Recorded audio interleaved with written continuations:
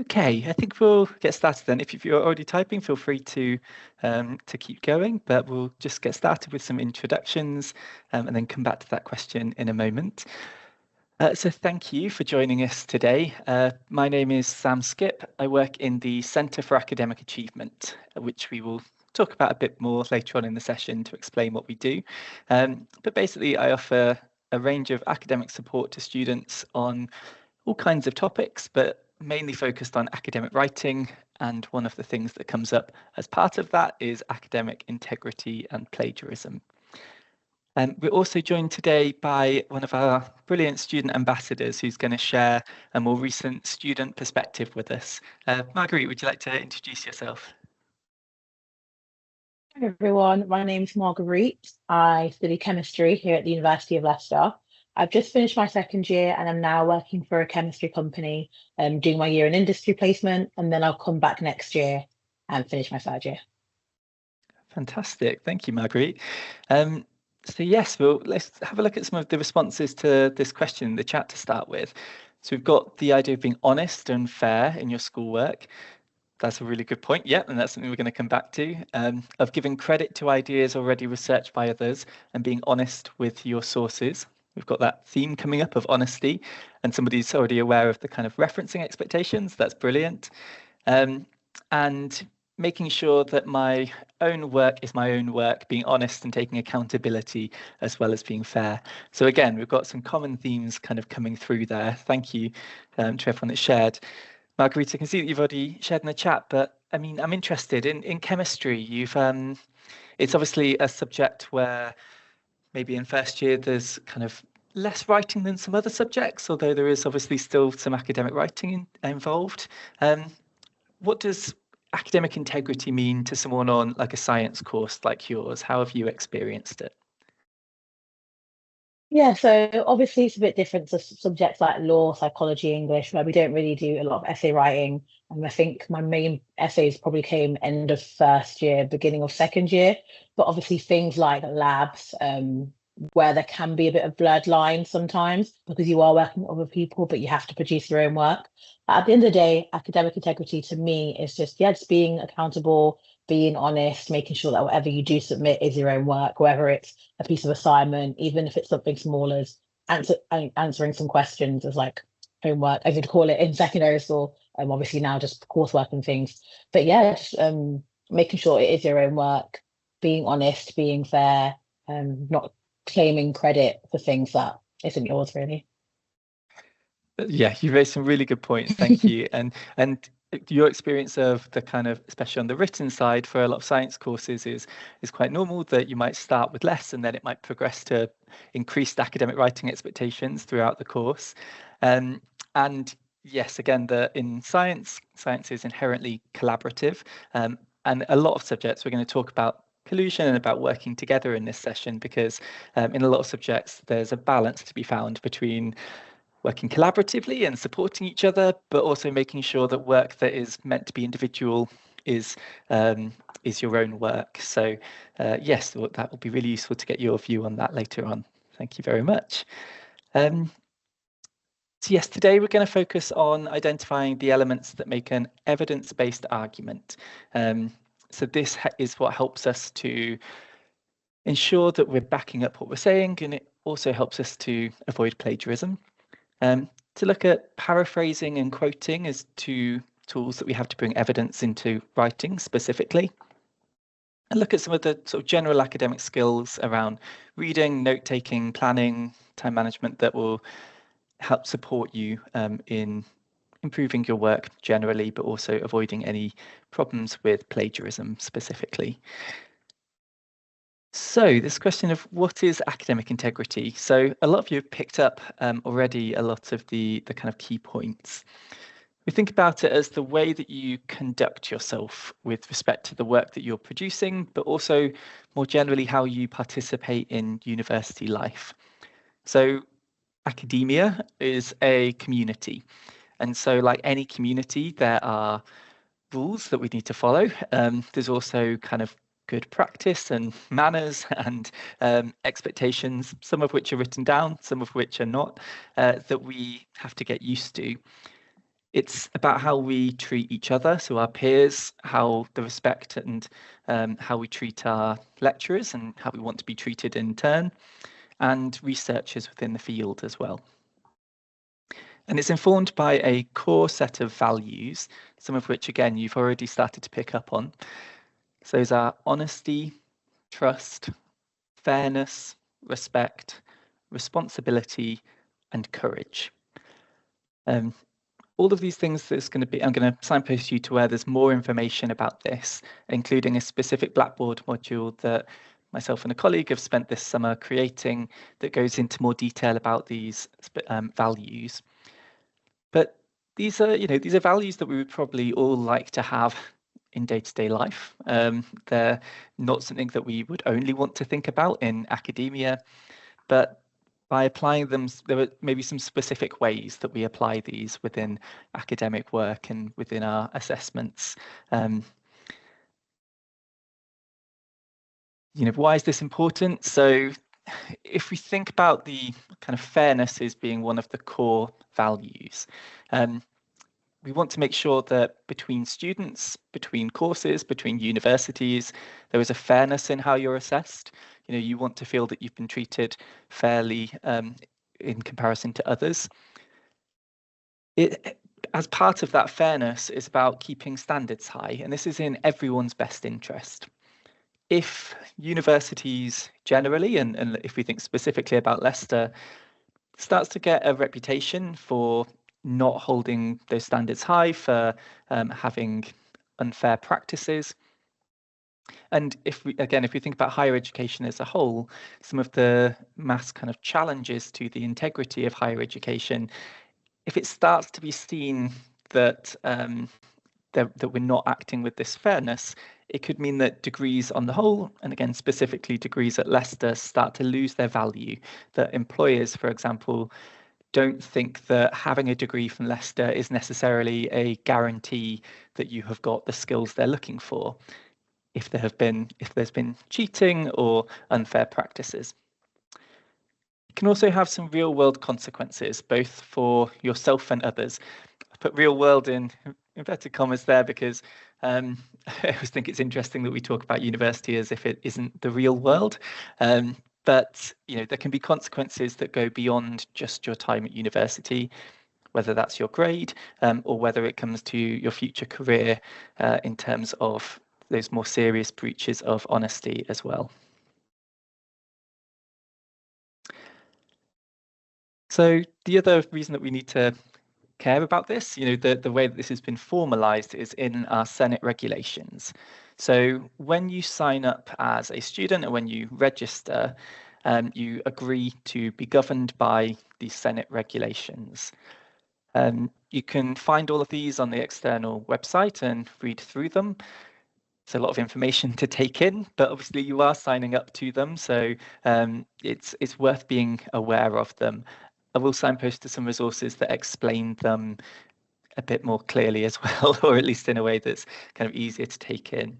But I wanted to focus on a few parts of the Senate regulations. It's not the main focus of today's session, but just to pick out a couple of definitions.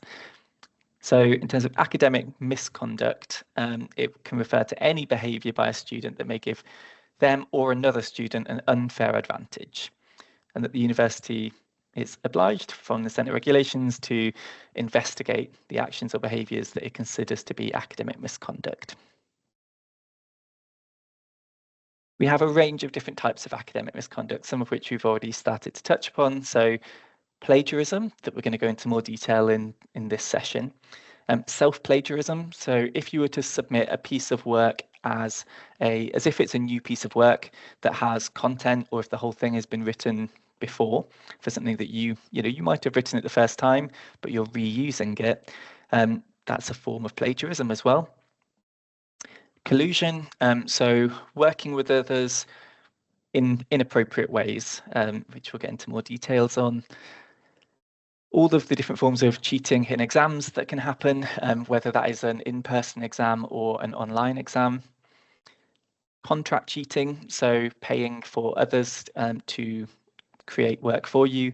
As somebody that works in the university and helps manage university social media accounts. I know that there are lots of accounts out there that are targeting students with this, that will kind of follow you, that will comment on things. You might have adverts that pop up advertising these services.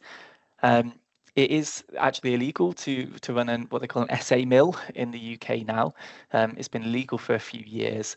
They tend to be quite unethical businesses, as you can probably imagine, and there have been cases of them, giving people essays, but then the essays turn out to be that they've given them to 20 students and they get picked up as plagiarism straight away. Or some rare cases, but of people being blackmailed even by these organisations. So again, I completely understand the pressure that people can be under, and then suddenly an advert pops up offering to do it for you, and you'll probably experience those adverts whilst you're at university, but they're definitely one to avoid. And then falsification of results, and this is something that will come up more probably for a lot of people the further you get into your course. Obviously, if you're doing a science course, you might have experiments from early on. But it's something that comes up a lot in research as well, and you'll probably see articles pop up of cases of this happening within the broader research community, and it's something that there's quite a lot of focus on at the moment, especially around the use of AI. So first of all, we're going to delve into collusion a bit more. So, Marguerite, again, you kind of touched upon some of the examples from your course of the fact that there's a lot of collaboration. What would you see as collusion in your course? Where would you see that line? Yeah, so obviously sometimes it can be a bit tough at first to sort of see where the line actually is. I think from the very beginning, our lecturers do make it clear, especially the lab lead. You do work together and collaboratively for a lab project, for example, but then, so obviously your results are going to be the same. You've done the same experiment. So it should be, it now comes to when you're analyzing the data or submitting the work that should be independent, where you're now almost discussing to reach an answer, yeah, that's fine. But then when your work that you're submitting is identical, you've not analysed it the same way, if that makes sense. That's sort of where collusion comes in, because you're expected to submit that part by yourself, not have the same answer as somebody else. And I think if there is ever confusion, they do make it clear. For example, if it's a piece of work where it's a joint project and you're meant to work together and you all can submit the same work, put multiple what's the word? Put the names of everyone you're collaborating with, that's Yeah. fine. When it now comes to they've told you you've got to submit it independently, just you can work to get the results, but when it comes to now analysing and researching and doing the further research, for example, have you got to now look at other articles who have done similar work to you, compare and contrast, all that kind of stuff? You should be doing that by yourself. And if you do need to seek help, I think academics and people like that are the best to go to, because then you don't risk collusion. I think that works. Yeah. That's exactly it. Yeah. So you've picked up some really interesting examples there, because a lot of the assignments that people do will be either individual work or will be some sort of group project. And then in those examples where there's a kind of mix of the two, then the lecturers will very clearly explain what you can and can't do and kind of what the expectations are there. And there'll be lots of opportunities for you to ask questions about that as well. So collusion, again, from the Senate regulations, focuses on cooperation between students to jointly produce work where there's a requirement that it will be produced independently. So it could include sharing ideas in person or online. You can see it's quite a broad definition there. It could be a student allowing another individual or individuals to copy their work.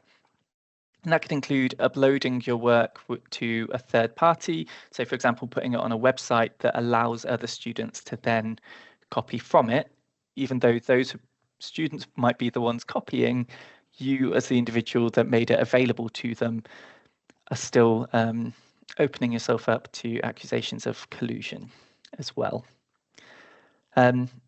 Plagiarism, more specifically. So we've got quite a big definition here. I'll give you a few seconds just to kind of read through that yourself, and then I'm going to point out some of the parts that I think are important to take away from that.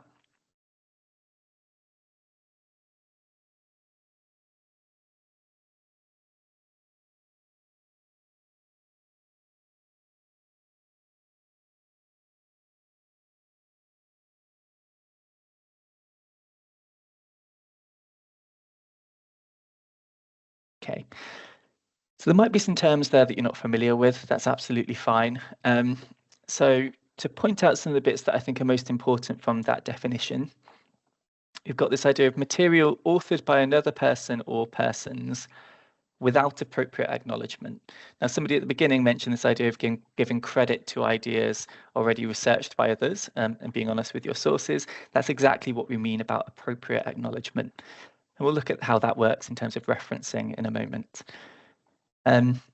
It also talks about different types of materials, this idea of an unacknowledged paraphrase. So some people think that only wording that is directly copied, that's what we mean by verbatim, will count as plagiarism. But even the ideas, or if you've changed the wording, but you haven't given acknowledgement, you haven't said where it came from, that's still a form of plagiarism, which is where our referencing practice comes in. And failure to acknowledge sources, even if it's caused by unintentional error. So much like most of the laws that we all have to follow day to day, not knowing that something is a rule isn't a kind of justification for breaking that rule. That's part of signing up for the Senate regulations. So we have to acknowledge where our information came from. We've got a great point in the chat here. So with plagiarism, if you find the lecturer phrases something is the best way rather than trying to change it into your own words, how do you reference that? So that's a really good point. We'll come back to referencing in a moment, and I'll think specifically about that idea of referencing lectures. But hopefully we're going to address that over the next few slides. But I'm just going to keep that in the chat for now, and we'll come back to any questions that haven't been addressed at the end. Okay, but at any point, feel free to kind of add your questions into the chat, and we'll come back to those. Thank you. So types of plagiarism could include errors in referencing. It's what we call a lack of attribution. So where we've got, again, another big term there, unsubstantiated claims, something that we're saying is true that must have come from somewhere else. We can't have just known it off the top of our head. We've clearly read it somewhere, but we haven't given credit to that, as well as similarity to other sources. It could include faking references, so just making them up, or if they're misleading. So we say that we found something in a particular study, but we haven't really read the study. We don't really know if that's what it says. So it's misleading our reader as to where the information came from. Verbatim copying, so again, that is directly copy pasting, you might want to call that. Self-plagiarism, as mentioned before. essay meals or purchasing, and AI generated text, which again, we're going to talk about in more detail later in the session.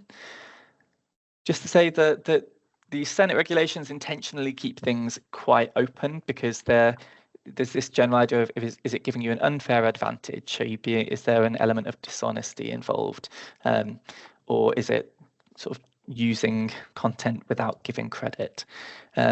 Within that, there may be other ways of cheating, whether it's in exams or in experiments or within lots of different settings that may not be completely covered by this list. So it's just worth being aware of. This is why our training module that we've got really focuses on those core values so that we can apply those more broadly. Now, the reasons for plagiarism. So in my job, I speak to a lot of students who have had kind of accidental cases of plagiarism happen, as well as some that have been intentional, but for completely understandable reasons. So some of the most common reasons that come up are just not knowing, not understanding that there are different expectations when it comes to writing and assessments at university to what you might have experienced before. It could be a lack of knowledge or understanding about the topic. So if we kind of understand something, but we're not really that confident in it, we're more likely to, for example, rely on the original wording of something that we've read and struggle to paraphrase it more if we don't fully understand it. Could be that we're under a lot of stress and pressure, and related to that is the kind of deadline pressure. It's usually, especially the accidental cases, it's usually when people have been rushing through things. It's a very kind of methodical process to write things in this way and to keep track of information. And it's very difficult to do that under a lot of pressure, especially when you're new to it. If this isn't something that is kind of second nature to you at the moment, then that additional pressure can make it more likely. And then note-taking practice. So it's something that we have to think about from the very earliest stages when we start to do our reading for the assignment or our revision, or if we're doing experimentation, when we're kind of designing our experiments, we have to think about it from the earliest stages of our work. And so if we don't keep accurate notes of things, that can create problems later on. So the way that we avoid this within our writing, and within, again, there's lots of different forms of this, it is referencing, which is this process of acknowledging the sources that you've used when writing your work. So when we talk about plagiarism being forms of unacknowledged information, this is how we avoid that. This is how we acknowledge it. It also goes beyond that. It puts our work in context. It demonstrates the breadth and depth of our research. So the fact that we've read widely on this topic and used appropriate sources, as well as, giving that acknowledgement to other people's work. You will get in most courses, you get an induction to referencing. It will be at a time that's appropriate for your course. So if you don't have a written assessment until the end of first year or second year, you might get it closer to that time. But we've got a team of academic librarians that offer specific support on referencing.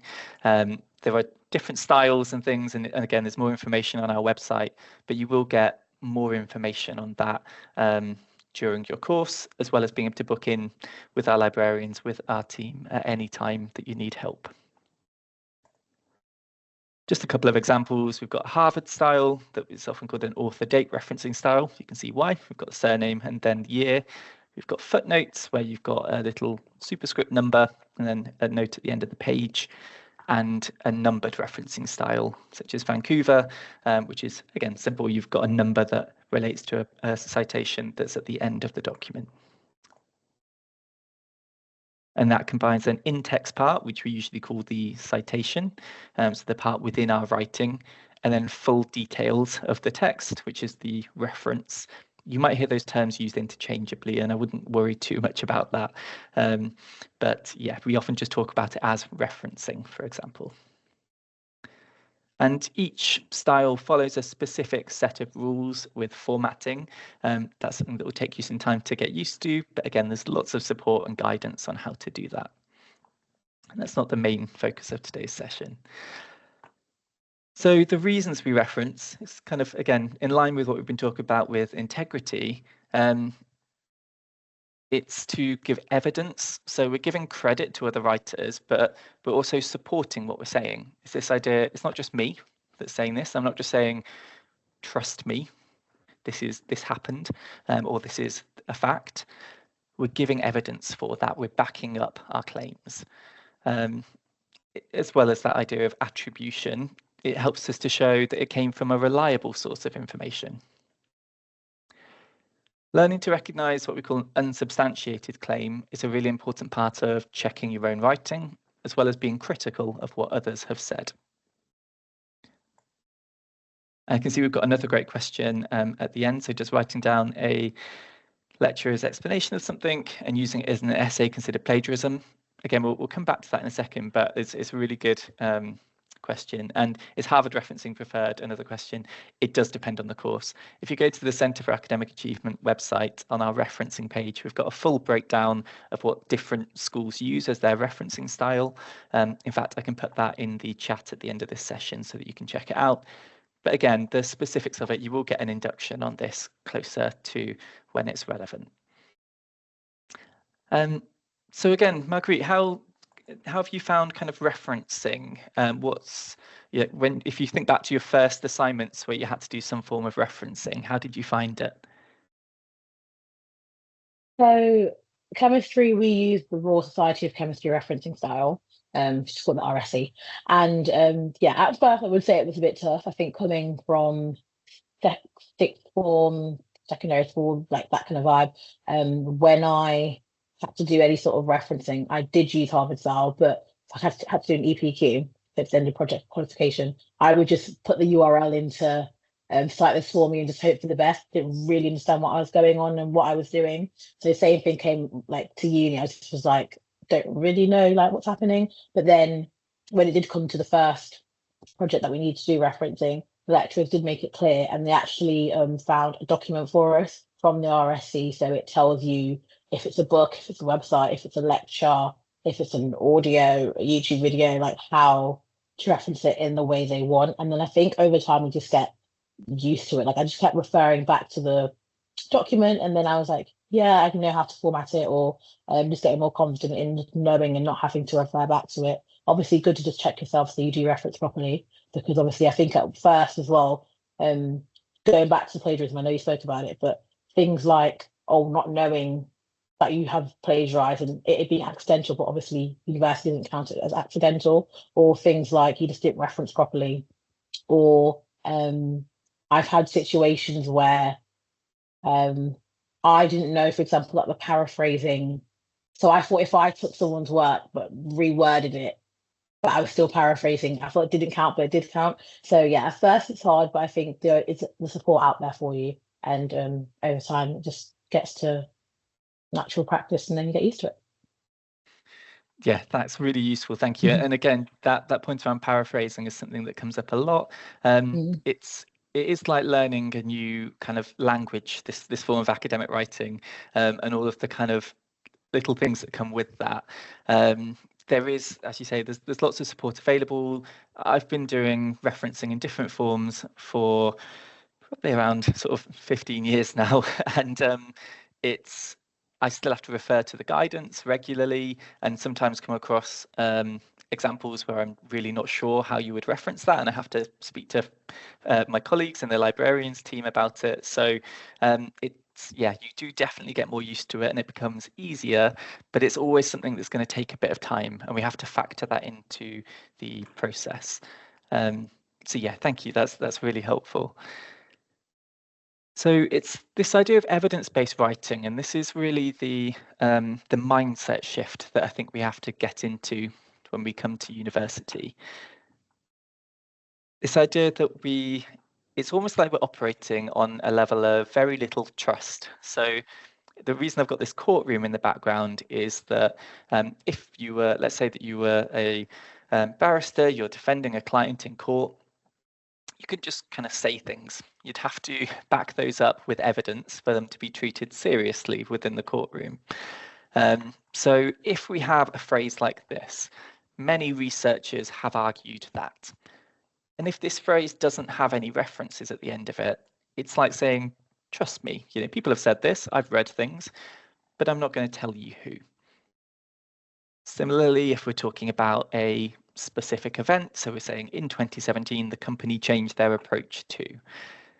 Again, if this sentence doesn't have a reference, it's like saying, trust me, this happened, but I'm not going to show you how I know this. I'm not going to show you where I found this information. And then cultural hegemony is defined as, again, it's not exactly a common phrase. It's something that most people wouldn't just wake up one day and know what that means. And we're saying is defined as. That's implying there is somebody that is giving this definition. And so if we didn't give one, it would be like saying, trust me, I've read this definition somewhere, but I'm not going to tell you where I've read it.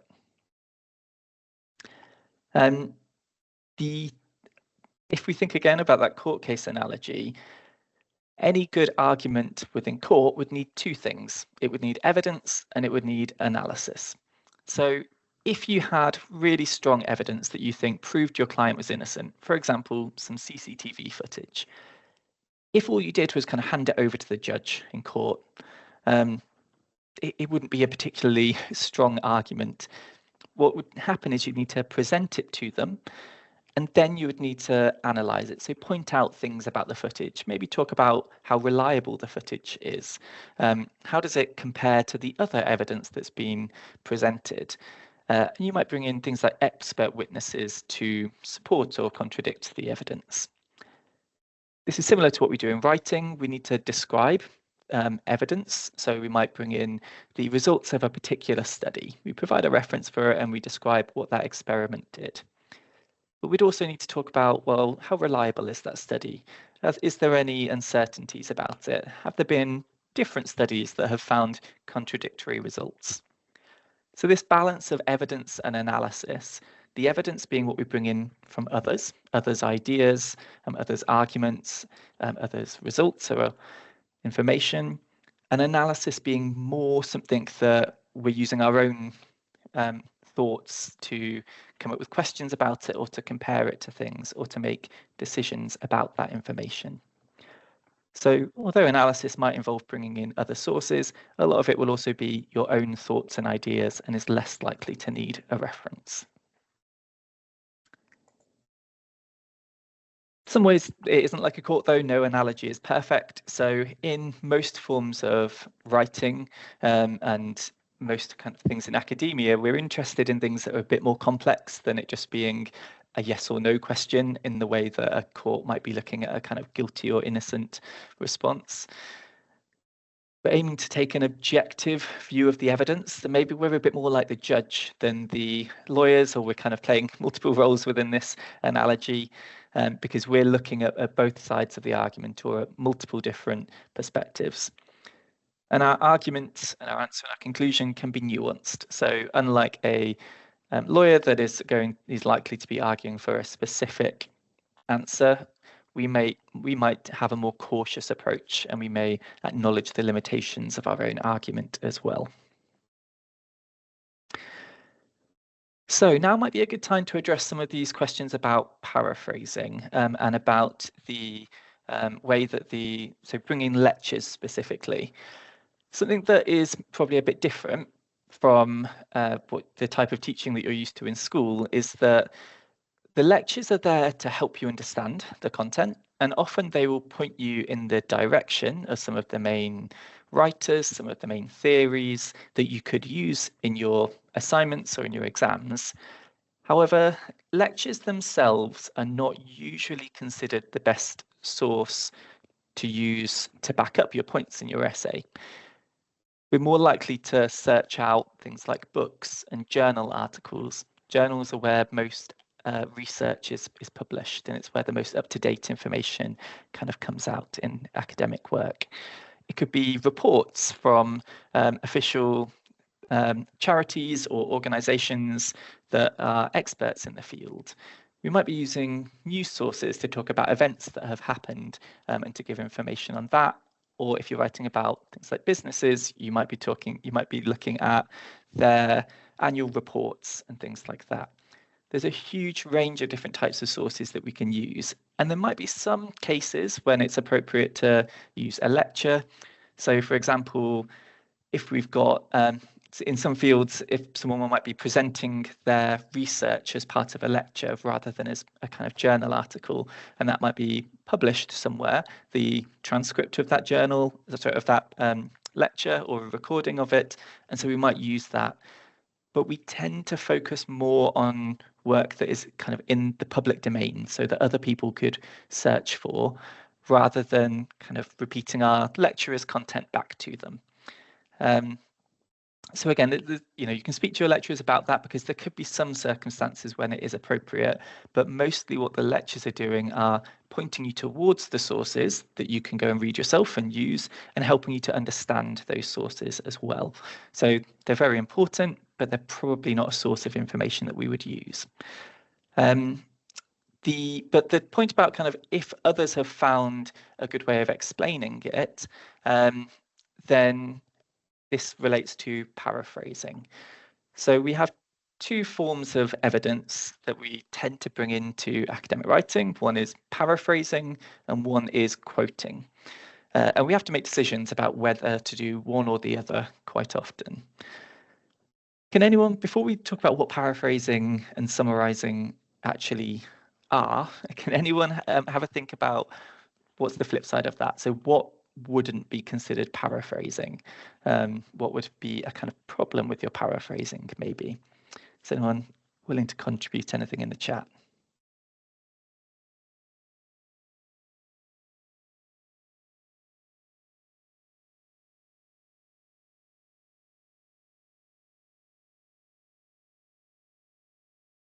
So yeah, absolutely. It's not just copying it straight out. So if your wording is exactly the same as the original, that's not paraphrasing. Anything else?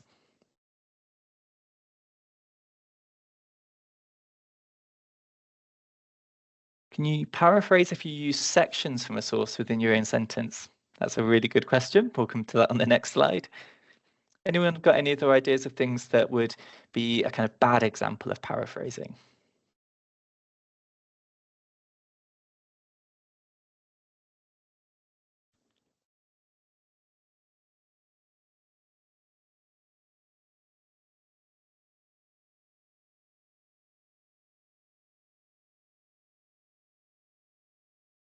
Just see people are typing. That's a really good one. Yeah, so it isn't just switching up words. It's about putting the same idea in your own way whilst keeping the meaning the same. That's a really good way of putting it. That's a really good definition. So yes, it's to express the meaning of something, but using your own language. So one of the reasons that we really value paraphrasing and that we tend to lean more towards paraphrasing in academic writing than quotation is that in order to paraphrase something, in order to put it into your own words, you have to have really understood it. And often if we're struggling to paraphrase something, it's because we've only got a surface level understanding of what it's actually saying. It can take time and it can take multiple attempts. And again, you'll struggle to paraphrase something well if you are rushing a lot. And it's often better to discuss overall ideas or arguments. If we're just really stuck on trying to paraphrase a particular sentence, it might be because we need to look at the piece of work as a whole, look at the paragraph around it, look at things they've said throughout the piece of work. They might have rephrased the same thing in different ways, and that might give you a broader sense of what they're saying. There was the question of can you use sections of it? There may be times when we can use terminology, for example. So if you think that certain terminology, if to change it would change the meaning of the sentence, then you can keep some of that terminology. But it is a balancing act, and we do have to use our judgment as to, does that mean that a lot of the sentence has stayed the same as the original? Is that meaning that it's going to be flagged up under similarity detection, for example, which we'll talk more about. And if we're really struggling, and if it's, if we've thought about it and it's not that we are struggling because we don't understand it, we do understand the concept well, but we just think that that wording that they've used is the best way of putting it, or we think it's really important, that's when we bring in quoting. And just, that last point, that even when we paraphrase something, we still want to show where the idea in the sentence came from. But the opposite would be quoting. So quoting, although I said we lean more towards paraphrasing, quotation can still be a really valuable tool that we use in our writing. It can be great for definitions, especially if you think that like a small change in the language is really what makes this person's definition unique, or that's really the best way of putting it, then that might be a useful time to use some quotation. It could be when the language used is of particular significance. So for example, if we're talking about a famous historical speech, if we're talking about the I Have a Dream speech, I'm unlikely to just kind of paraphrase that and give a vague sense of what Martin Luther King was saying. I'm going to quote a section of it and then maybe analyze that or talk about the meaning of it or interpretation of it. But the wording might hold some kind of significance or weight there. And it could be in sections where there's highly technical information. So again, trying to change it would really interfere with the meaning. We can also just use quotation to kind of mix things up a bit within our writing. But whenever we use quotation, it's a bit like we're giving some of our word count away to someone else. And if we do that too often, then it often gets called that we're stringing together quotations. And whilst that might not be plagiarism as such, it's not showing our own original work, it's not demonstrating our understanding, and so it's still likely to limit our grade if we over rely on it and give away too much of our word count.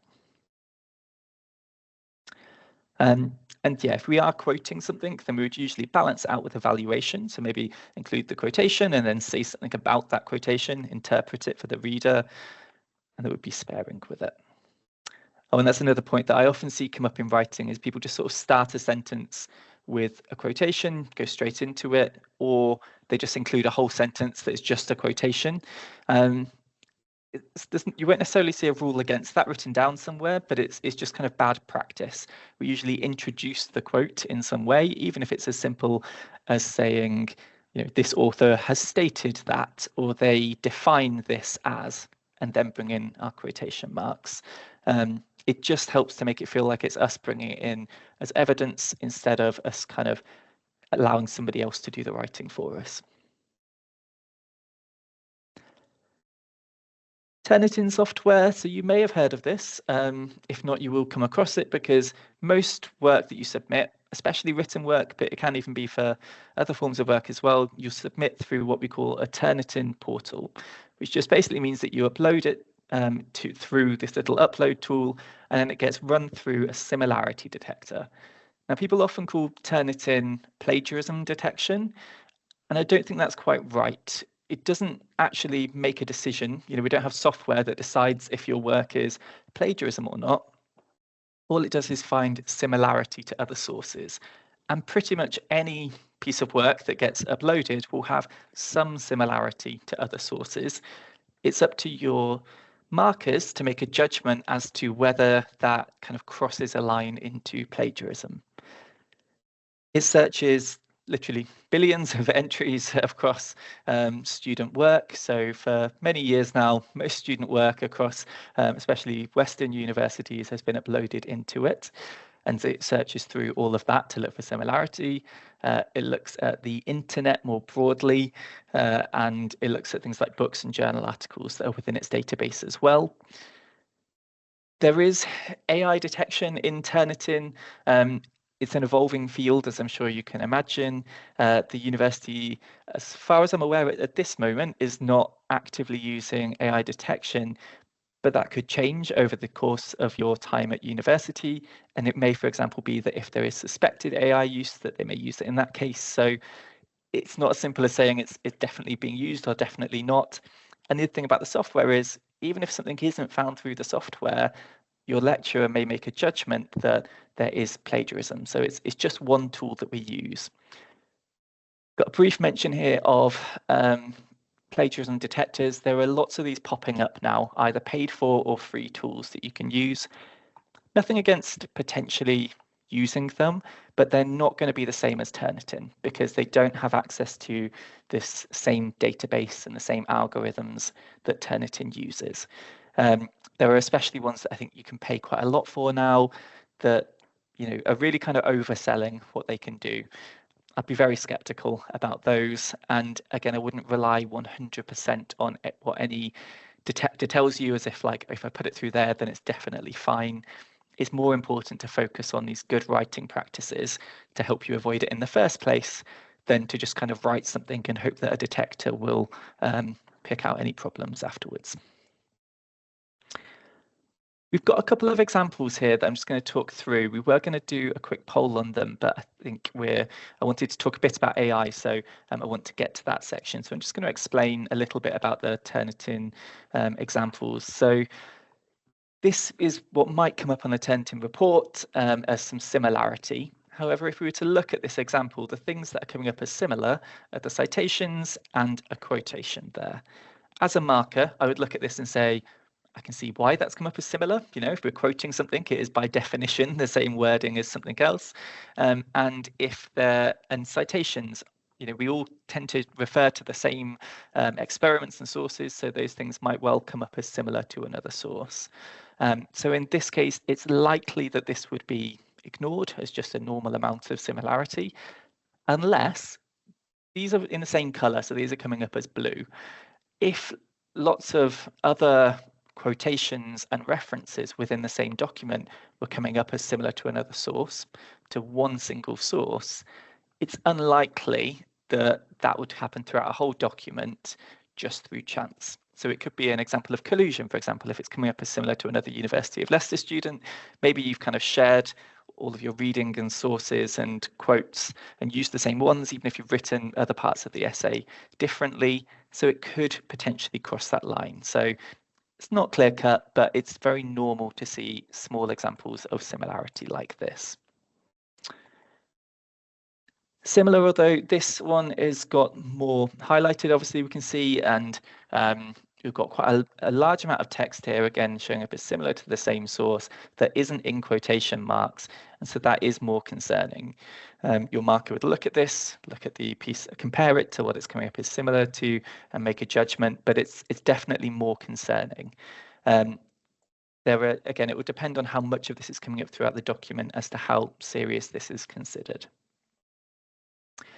And then this is very similar to the previous one. Again, maybe there's been an attempt to paraphrase here, but the fact that the similarity detector is highlighting it shows that it hasn't been fully paraphrased. Maybe there's been the odd word changed out using the synonym button on Word, but generally it's showing up as similar to the other source. So this is really quite similar to the previous one in that it would be considered concerning. Your marker would need to look at this in context of the whole essay to make a decision about whether it counts as one of our levels of plagiarism. So note-taking practices.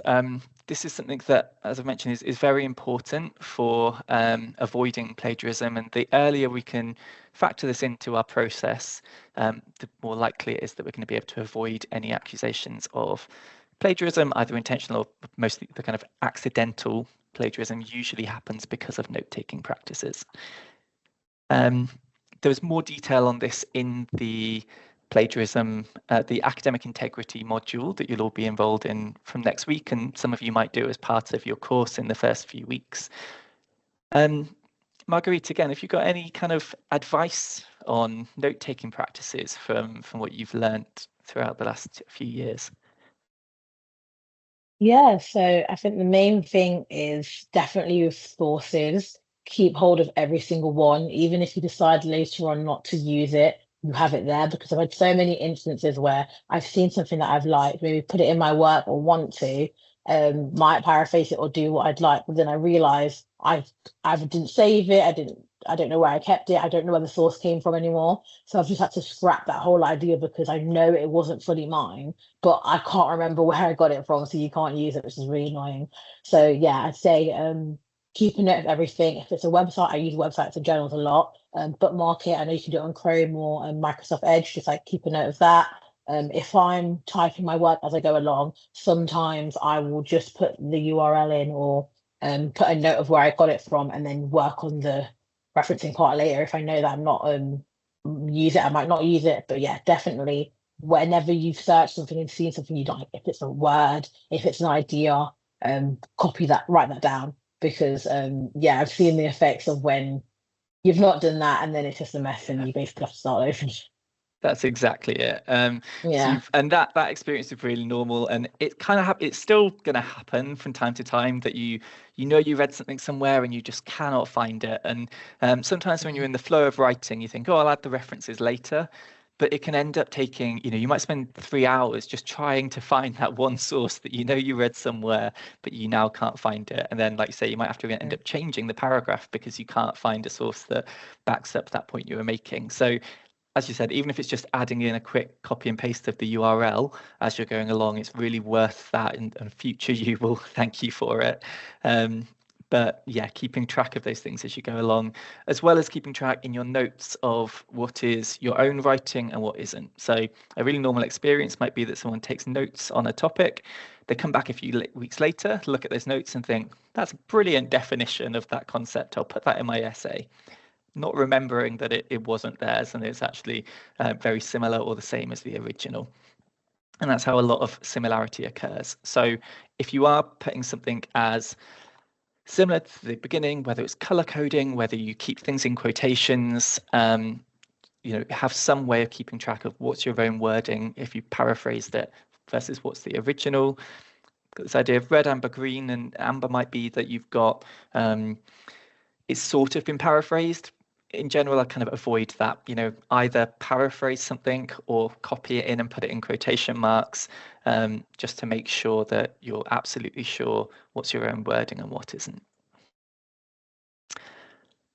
So a quick touch upon AI. Again, there will be more guidance on this. There's more resources coming out about it this year and more information at a university level and policy on it. Something we want to point out about using AI in essays and writing and generally in academic research is that it's not necessarily providing you what you think it is. So if we're using it as a source of information, that's not really what, especially when we're talking about large language models here, what they do. What they do is generate statistical probability of wording that sounds plausible to the to what you've put in. And that's where we have this idea of hallucinations, where it just fabricates things entirely or kind of makes things up. It's also very difficult to attribute things. So if we have got information from an AI, do we give attribution to the AI? How does it work in terms of where the AI got that information from? Because these models are trained on large data sets and it's not always clear where that came from. So it's difficult to give our evidence if we are not clear on that. There's also examples where you might not be able to use them. So if you get very reliant on using an AI tool to help you write, and then you go into an exam situation where you don't have access to it, you might be kind of setting yourself up for failure by not building those skills further down the line. I'm just going to have a quick example of this. So a colleague put this in recently to ChatGPT and asked the phrase, how many R's are there in strawberry? Now you can count that there are 3 R's in strawberry, but you might think if you ask ChatGPT this, it's kind of looking at the word strawberry and counting them. That's not actually what it's doing. Again, it's just saying something that sounds plausible in response. It's a kind of like an auto-generated text type thing. It's not really objectively looking at things. And so once it was explained, then it kind of responded and agreed, but a lot of the time the information it's giving us isn't really objective. And so we've got this kind of statistically calculated words that sound plausible in response to your question, and we've got the actual information that we're looking for. Sometimes there might be a lot of crossover between the two. The information you're getting might be really accurate on certain topics. Sometimes there might be very little crossover between the two, and it's difficult to know when that's the case. It's not that some tools are always more accurate than others. It's not easy to tell this without verifying. So we might treat AI as another student. So if you were given an example essay by your lecturer, you would probably know not to just copy sections of that and use them in your own essay. The same thing if we were looking at something generated by AI. If you wrote your essay, but then you gave it to someone else to do all of the editing, they proofread it and they made changes to it, so they rephrased things, that is actually against the university's proofreading policies. And so the same thing if we were using AI to really change our text for us, especially without that much kind of input from us, that's a form of cheating as well, potentially. We're going to talk about the exclusions to that in a moment. Again, if we got another student to kind of do a plan for our assignment, they did all the reading and research and gave us references and they gave us notes, and then we just wrote up the essay based on that, we would probably be quite clear that that's also a form of cheating. And also if another student gave you information, so if somebody told you that, oh, did you know that actually for most people, pregnancy is actually 10 months instead of 9, would you just believe that? Would you just trust it? You might, if you might think that's interesting, I'll look into that. I'll verify it. I'll look at reputable sources. And that's an example where it's obviously quite a, one that you might be able to spot easily, whereas most of the information you get from AI, you won't be able to necessarily spot whether it's correct or not. So if we do use it to find information, we're always going to verify it from reputable sources. There is a traffic light system for AI, and this should be applied to all of your assignments now. So you should get this information, and if you're not sure, you can ask your lecturers about it. But each assignment going forward will fit into one of these 3 categories: either red, generative AI cannot be used at all; amber, so it might be able to be used in the development, and you'll be given guidance on how it can be used, maybe what tools you could use and what is appropriate if that is the case. And again, you can ask more questions if you're not sure. And then we've got green, so that it's a required component. You might have some assignments where you're actually given, you're told to use AI as part of the task. Again, I don't want to focus too much on this in today's session, but there are Senate regulations that you signed up to, as we mentioned at the beginning. There are different levels when it comes to if you were accused of plagiarism, what the kind of penalties that can be applied. I've just talked about some of the consequences here, but you should read the definitions of these different levels yourselves. If it's considered minor, then you will have a reduced grade, but just in the way that any kind of mistakes that you make in your essay, for example, if there are a lot of grammatical mistakes in your essay, you would potentially lose some marks for that, especially if it interrupted with their ability to read it. Similar for if there are minor errors with referencing, the kind of citations aren't formatted correctly, things like that, there would be a reduction, but it's proportionate to the errors. Whereas if it's a moderate, you could have your grade either reduced by 10% if it's a moderate one, or you could get a mark of 0 in that assessment, and any resit that you would take would be capped at 40%. And then we've got the major, which is where there's more kind of, if there's clear evidence of intention to sort of act in an untrustworthy way, to mislead your lecturers, something like that, then there are further disciplinary actions that can be taken.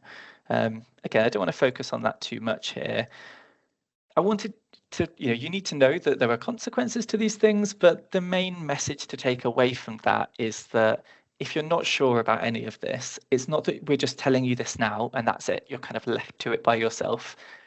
There's lots of support available, but it's really important that you reach out early. If you're not sure how referencing works, if you're not sure whether what you're doing would count as kind of paraphrasing or not, there's loads of support on this. But if you wait until you've already written your whole assignment, it's a bit like trying to untangle that at a late date. It's a real mess. As Marguerite mentioned, when we're trying to kind of do this after the fact, it can be more time consuming and it's very difficult to do. So if you reach out to your lecturers, to us in the Centre for Academic Achievement, and if you look at resources from those very early stages, you should be able to avoid a lot of those issues in the first place. So some of the support available, Centre for Academic Achievement, there is, as I say, an academic integrity module that you'll all be enrolled onto probably at some point next week, that's got lots more guidance on this and goes into what we've talked about today in much more detail. And you can come back to that at any point during your course as well. There is, if English language is not your first language, then there is in-sessional support from the English language teaching unit. There's the Students' Union Advice Service, so if you do ever have any problems with plagiarism, if you have accusations, or if you just want to understand the kind of policy and the procedures, the Advice Service can guide you on that. They can give you help and support. They can, if you are accused, they can help you to understand what your options are, and they've got some great guidance about it on their website as well. So I really recommend looking at them. So yes, there's lots of factors that can lead to plagiarism, both accidental and intentional. So we need to take that holistic view. We need to think about this idea of attribution is really the mindset shift that we're getting into for university level work. And the good practices at the kind of research and planning stage when we're first starting our assignments, and then at the writing and editing stages, if you add that all together, you shouldn't have to worry about the kind of policies and the problems with plagiarism, because that should help you to avoid it, as well as improve your writing, to improve your grades and different types of assignments more generally. Okay, so we've got a question in the chat that I'm going to answer, and any other questions about this topic? I know often this can raise a lot of questions and might leave people feeling a bit uncertain, but hopefully you can see, again, this is just the beginning of you learning about this. It's not that you're just thrown in. You'll be given lots of help and support with this. But there are more sessions coming up as part of Succeed in Leicester, so please keep an eye out for those. Just to answer the question in the chat then, so we've got, where does the editor option on Word sit with this? Really good question, and that includes things like Grammarly as well. I tend to use it for where I've missed full stops and if my spelling is wrong, and it does have a similarity checker. It does indeed. That's a kind of new tool that it's brought out. This is a really interesting question, without necessarily having a kind of clear answer, because Word more and more is starting to embed these things. As I say, Grammarly as a tool now uses quite a lot of AI. Now, when you've missed sentences or if you've misspelled things, that's not a problem at all. And even on Grammarly, where it might suggest that, again, kind of grammatical rules around punctuation and things like that, I would say that's not a problem. These tools are now starting to suggest kind of rephrasing a whole sentence. And it might give you the wording, and it's very easy to just click accept, and then it will rephrase your sentence for you. I think generally these are brilliant tools, but that does raise questions of when does it start to cross a line? All I'd say is use these tools really, really cautiously. So if it's suggesting, for example, a sentence is too long and it gives you an example of how to make that sentence shorter, that's really useful information. You can use that, but you could rephrase the sentence yourself. You could come up with another way of making it shorter to make sure that you're not just kind of accepting what it suggests. Again, it's a difficult line, and it's one that you can maybe talk to your supervisors about. Generally, when we're talking about generative AI, we're talking about things like ChatGPT or Copilot or lots of others where you enter a question and it kind of responds to you. It's not really focused on these types of tools as much, but as they develop, that line is becoming sometimes a bit harder to kind of tell. And so, like I say, just you can use them, but use them with caution. And the same with the similarity checker. It doesn't check things in the same way as Turnitin. So you can use it for information, and if it does spot any similarity, that's something that's worth paying attention to and changing. But we can't just rely on that to tell us, yep, there is no similarity. It's definitely fine to submit. It's far more important that we've kept accurate notes, that we've been clear about what's our wording and what isn't. All those types of things are going to be more important than that similarity checker. I hope that makes sense. And again, if you do want to kind of talk this through, once you're actually writing your assignments, it's all very kind of hypothetical at the moment, but once you're working on something, you can book in for an appointment and we can talk about this in a bit more detail with kind of practical examples in front of you. So again, there's lots of support with that. Any other questions? Thank you all we've covered quite a lot in today's session. Thank you so much, Marguerite, for your contributions as well. It's been really interesting to hear your perspective on it. I'll hang around, and if you've got any other questions, please feel free to ask them. And I'll also just pop our email address for the Centre for Academic Achievement in the email as well, so that if you think later on of a question that hasn't occurred to you now, please feel free to email us, and we'll try and answer that for you or forward it on to whoever can. Yes, thank you for your contributions in the chat as well, and for joining us to talk about an important topic, but maybe not the most exciting topic. So well done of joining this session before you've even started. That's yeah, showing very good engagement. And have a look at our other sessions that are taking place as part of Succeed in Leicester as well.